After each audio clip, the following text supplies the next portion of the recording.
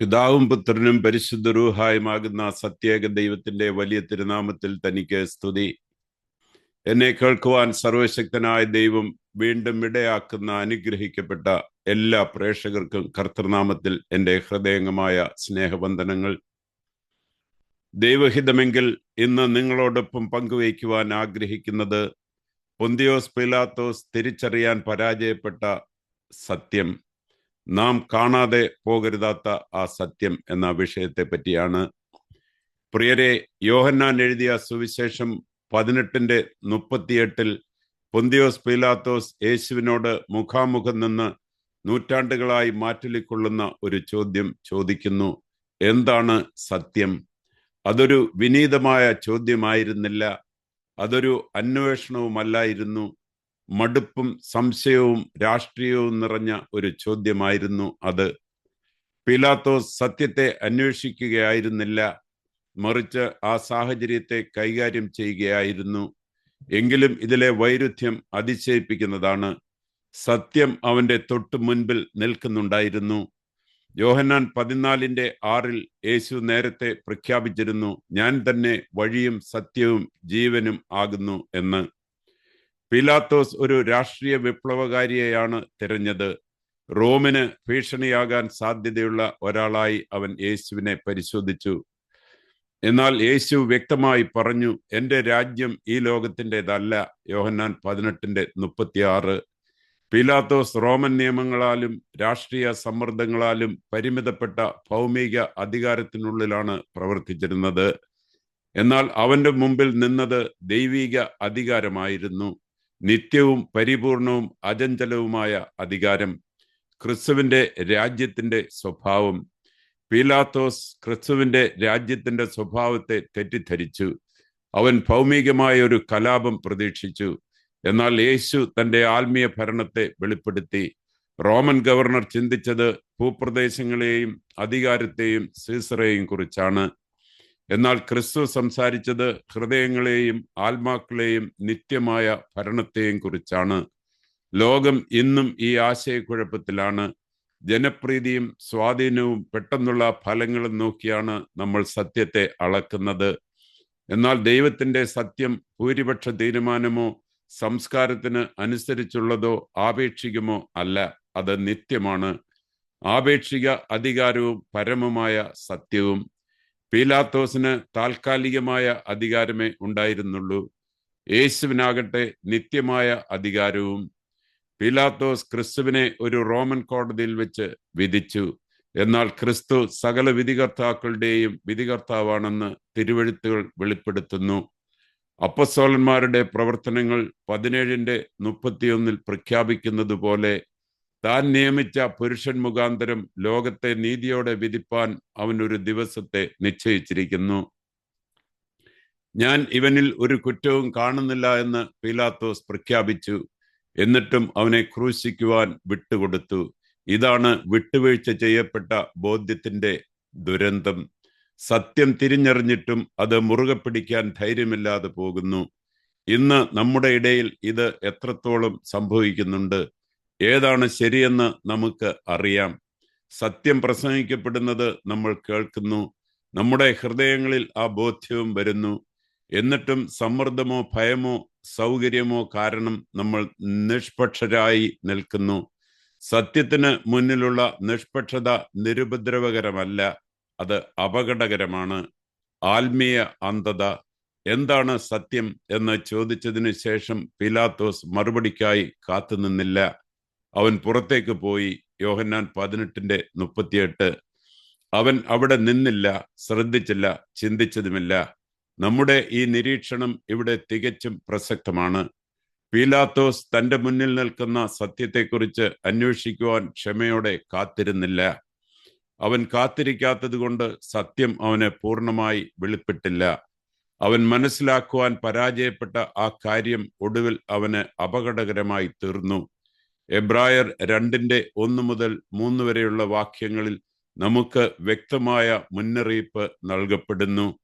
നാം കേട്ട കാര്യങ്ങൾ വിട്ടുപോകാതിരിക്കേണ്ടതിന് അവയെ ഏറ്റവും ജാഗ്രതയോടെ ശ്രദ്ധിക്കേണ്ടതാണ്.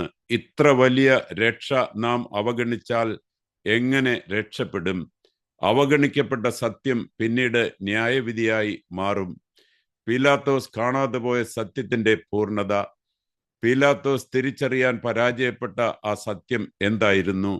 തൻ്റെ മുന്നിൽ നിൽക്കുന്ന ആൾ പിതാവിൻ്റെ നിത്യപുത്രനാണെന്ന്, ദൈവത്തിൻ്റെ നിഷ്കളങ്കനായ കുഞ്ഞാടാണെന്ന്, മനുഷ്യവർഗത്തിന്റെ വീണ്ടെടുപ്പിനായി സ്വയം താഴ്ന്നു വന്ന മശിഹായാണെന്ന്, ലോകത്തിന്റെ പാപങ്ങൾ കാൽവരിയിലേക്ക് ചുമന്നുകൊണ്ട് പോകുന്നവനാണെന്ന്, കാൽവരിയിൽ നിരപരാധിയായവൻ കുറ്റവാളികളുടെ ശിക്ഷ ഏറ്റുവാങ്ങി, നീതിമാൻ അനീതി നിറഞ്ഞവർക്ക് വേണ്ടി ബലിയായി. ഇതൊരു രാഷ്ട്രീയ വധമായിരുന്നില്ല, ഇതൊരു ദൈവിക ദൗത്യമായിരുന്നു. ആ ദൗത്യം ക്രൂശിൽ അവസാനിച്ചില്ല. ഉയർത്തെഴുന്നേറ്റ ക്രിസ്തുവിന്റെ പ്രവൃത്തി തുടരുന്നു.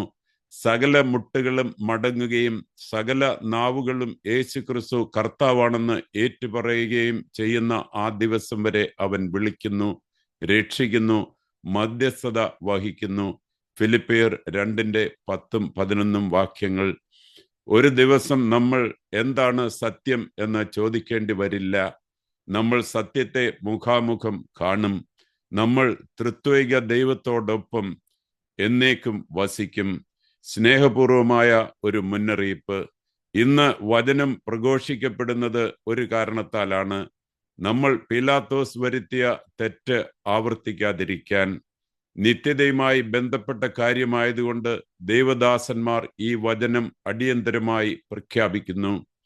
അടയാളങ്ങളിലൂടെയും അത്ഭുതങ്ങളിലൂടെയും പരിശുദ്ധാത്മാവിന്റെ സാക്ഷ്യത്തിലൂടെയും ദൈവം ഈ രക്ഷയെ സ്ഥിരീകരിച്ചിരിക്കുന്നു എന്ന് എബ്രായർ 2:4 നമ്മെ ഓർമ്മിപ്പിക്കുന്നു.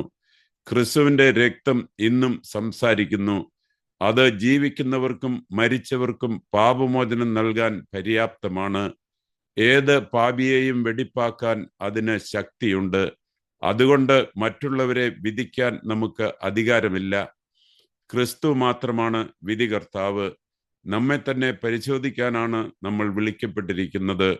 വചനത്തിലൂടെയും പ്രസംഗത്തിലൂടെയും ഉയർത്തെഴുന്നേറ്റ ക്രിസ്തു ഇന്ന് നമ്മുടെ മുൻപിൽ നിൽക്കുന്നുണ്ടെങ്കിൽ, എന്നിട്ടും നമ്മൾ താമസം വരുത്തുകയും നിഷ്പക്ഷത പാലിക്കുകയും ചെയ്യുന്നുവെങ്കിൽ നമ്മൾ സ്വയം ചോദിക്കണം, നമ്മൾ ജീവനിലേക്കാണോ അതോ തിരിച്ചു വരാൻ കഴിയാത്ത നഷ്ടത്തിലേക്കാണോ നടക്കുന്നത്? ഇത് ദേഷ്യത്തോടെ പറയുന്നതല്ല, മറിച്ച് വിനീതമായ ദുഃഖത്തോടും സ്നേഹത്തോടും കൂടി പറയുന്നതാണ്. എന്താണ് ഇന്ന് നമുക്ക് ചെയ്യുവാൻ സാധിക്കുക? ദിവസവും ധ്യാനിക്കുക. പീലാത്തോസിനെ പോലെ സത്യത്തിന് മുന്നിൽ നിന്ന് നടന്നു പോകരുത്. വചനം വായിക്കാൻ സമയം കണ്ടെത്തുക. ക്രിസ്തു സംസാരിക്കട്ടെ. ആത്മീയ കാഴ്ചയ്ക്കായി പ്രാർത്ഥിക്കുക. സംശയവും അഹങ്കാരവും ഉദാസീനതയും മാറ്റാൻ ദൈവത്തോട് അപേക്ഷിക്കുക. ബോധ്യം ലഭിക്കുമ്പോൾ ഉടൻ പ്രതികരിക്കുക. സത്യം വെളിപ്പെടുമ്പോൾ അത് അനുസരിക്കുക. നിഷ്പക്ഷമായ ക്രിസ്തീയ ജീവിതം ഒഴിവാക്കുക. തീരുമാനങ്ങളിലും ബന്ധങ്ങളിലും മുൻഗണനകളിലും ക്രിസ്തുവിനെ പരസ്യമായി തിരഞ്ഞെടുക്കുക. സത്യം സ്നേഹത്തോടെ പങ്കുവയ്ക്കുക. വിധിയോടെ അല്ല, മറിച്ച് വിനയത്തോടെയും ഗൗരവത്തോടെയും മറ്റുള്ളവരോട് പറയുക. സത്യം എന്നത് തർക്കിക്കാനുള്ള ഒരു സിദ്ധാന്തമല്ല. സത്യം എന്നത് സ്വീകരിക്കപ്പെടേണ്ട ഒരു വ്യക്തിയാണ്. നമുക്ക് അവനെ കാണാതെ പോകരുത്. നമുക്ക് പ്രാർത്ഥിക്കാം. സ്വർഗസ്ഥനായ ഞങ്ങളുടെ പിതാവേ, സത്യം ഞങ്ങളിൽ നിന്ന് മറഞ്ഞിരിക്കുന്നില്ലാത്തതിനാൽ ഞങ്ങൾ അങ്ങേക്ക് നന്ദി പറയുന്നു. മറുപടി ആത്മാർത്ഥമായി ആഗ്രഹിക്കാതെ ഞങ്ങൾ ചോദിച്ച ചോദ്യങ്ങൾക്ക് ഞങ്ങളോട് ക്ഷമിക്കണമേ. അങ്ങയുടെ ആത്മാവ് ഞങ്ങളോട് സംസാരിക്കുമ്പോൾ മുഖം തിരിച്ചു നടന്ന സന്ദർഭങ്ങൾക്ക് ഞങ്ങൾ മാപ്പ് ചോദിക്കുന്നു. കർത്താവായ യേശുവെ, അങ്ങാണ് വഴിയും സത്യവും ജീവനും. അങ്ങയെ വ്യക്തമായി തിരിച്ചറിയാൻ ഞങ്ങളുടെ ആത്മീയ കണ്ണുകൾ തുറക്കണമേ എന്ന് ഞങ്ങൾ പ്രാർത്ഥിക്കുന്നു. സമ്മർദ്ദങ്ങൾക്ക് വഴങ്ങി വിട്ടുവീഴ്ച ചെയ്യാതിരിക്കാൻ ഞങ്ങൾക്ക് ധൈര്യം നൽകണമേ നാഥ. ഇത്ര വലിയ രക്ഷയെ അവഗണിക്കാതെ വിലമതിക്കാൻ ഞങ്ങളെ സഹായിക്കണമേ. പരിശുദ്ധാത്മാവെ, സത്യത്തിൽ നിന്ന് ഞങ്ങൾ അകന്നു പോകാതെ ഞങ്ങളെ കാക്കണമേ. അനുദിനം ആഴമായ അറിവിലേക്കും അനുസരണത്തിലേക്കും ഞങ്ങളെ നയിക്കണമേ. ഒരു ദിവസം അങ്ങയുടെ മുൻപിൽ നിൽക്കുമ്പോൾ അത് ദുഃഖത്തോടെ അല്ല, വലിയ സന്തോഷത്തോടെ ആയിരിക്കുവാൻ ഞങ്ങളെ അനുഗ്രഹിക്കണമേ. ആമേൻ. ദൈവമായ കർത്താവെ, നീ അനുഗ്രഹിക്കുന്നവനും അധികം അനുഗ്രഹമുള്ളവനും ഞങ്ങളെ കാത്തുരക്ഷിക്കുന്നവനും ആകയാൽ സൃഷ്ടിക്കുന്നവനായ ഞങ്ങളുടെ കർത്താവേശു മിശിഹ, നിനക്ക് ഞങ്ങളുടെ രക്ഷയ്ക്കായി നിന്നെ അയച്ച പിതാവിനും ശുദ്ധമുള്ള നിന്റെ റൂഹായിക്കും സ്തുതിയും വന്ദനവും ഇപ്പോഴും എപ്പോഴും എന്നും എന്നേക്കും യോഗ്യമാകുന്നു. ആമേൻ. ദൈവം നിങ്ങളെ എല്ലാവരെയും അനുഗ്രഹിക്കട്ടെ എന്ന് പ്രാർത്ഥിച്ചുകൊണ്ട് നിർത്തുന്നു. ആമേൻ.